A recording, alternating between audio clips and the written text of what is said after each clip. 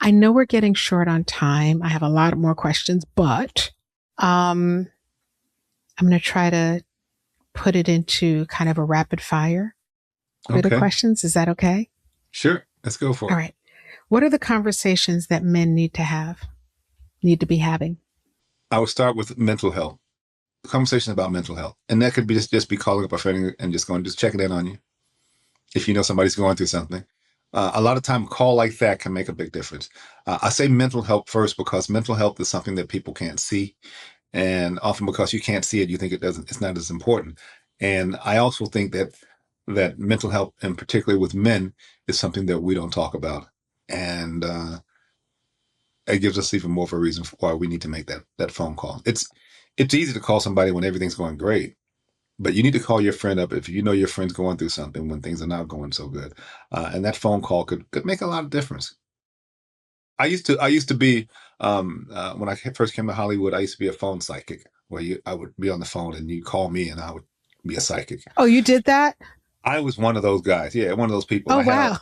I had a little funny accent that I put on and all that stuff, and yeah. And I would use my intuition and my acting, and and it worked. And they had a book. They had a book of a deck of Chinese cards called I Chi cards. Mm. That was based on 400 years of human behavior, and so I would use those as well. But the interesting thing was, a lot of times people just wanted to talk. They just wanted to, somebody to hear them, and they would call me up with issues, and I would use the same technique that therapists use. They would say, and so my wife, and she never understands what I'm saying to her. And I would go, and so she never understands what you're saying to her. And then they would keep on talking, and I'd let them talk their own problems out, and it would work. Or I would use this technique where I would just go, mm-hmm, mm-hmm. And a lot of those people was paying good money just to hear someone, let somebody to share what they had to say, to get it out, to talk it, and they would often talk themselves into their own solutions.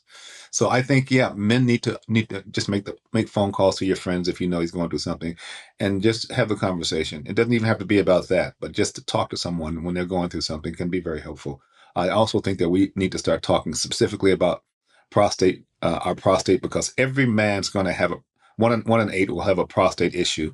And if you can if you can start that conversation, a lot of people can't will continue it, but they have a hard time starting it. So if you could start it by checking out, hey, my man, have you had your prostate checked? Have you had your PSI checked? Your PSA? Have you how old are you? When do you do your annual every year? Do you have that check when you do your annual? You know, and right now you don't even have to have the some people say you don't even have to have the rectal uh, uh, uh, exam. I say I want to do everything I can, because I know that how curable it is when you catch it early. And so I want you to do everything you can. And I remember when I first had my first rectal exam, I have a female doctor, and she put her gloves on and she snapped it like it, and it broke the ice. It broke the ice, and before it was over, before I knew it, I was still Yeah. laughing. I was still Yeah. laughing before it was over. So yeah, Yeah. have the conversation. Next question. So all the things that you know you'll be thinking if you let it go too far, just like do those things. Start with Yes, those things. yes. I Start with should have those got it things. checked earlier. I should have Hmm. not worried so much about the rectal part of Yeah, it or whatever it yeah, is. yeah. Yeah. Exactly. What does aging well require? Consistency and maintenance. People will spend all kind of money on the exterior, the clothes. You women spend so much money on your hair and looking good, and makeup. Men spend so much money on their cars, looking good, their clothes and all that. You got to do the same thing with your body.